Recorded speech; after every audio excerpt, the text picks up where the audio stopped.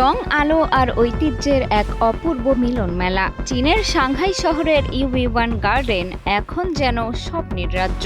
চন্দ্র নববর্ষকে সামনে রেখে ঐতিহাসিক এই উদ্যান সেজেছে হাজারো রঙিন লণ্ঠনে। এবারের মূল আকর্ষণ ঘোড়ার আকৃতির বিশাল লণ্ঠন।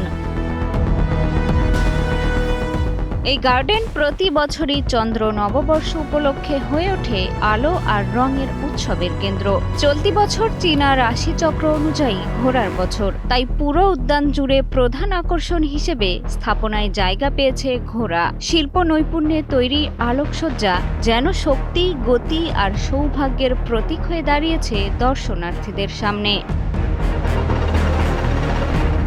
শুধু ঘোড়াই নয়, দেখা মিলছে নানা রঙের ফুলের নকশা, ড্রাগন, ফিনিক্স সহ বিভিন্ন পৌরাণিক প্রাণীর লণ্ঠন। প্রতিটি লণ্ঠন যেন বলছে চীনা সংস্কৃতি, বিশ্বাস আর ঐতিহ্যের গল্প।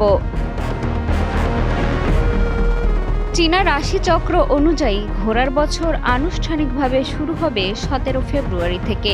শুধু চীন নয়, তাইওয়ান, দক্ষিণ কোরিয়া এবং দক্ষিণ পূর্ব এশিয়ার অনেক দেশেই উদযাপিত হবে এই উৎসব, যা চলবে আগামী 3 মার্চ পর্যন্ত।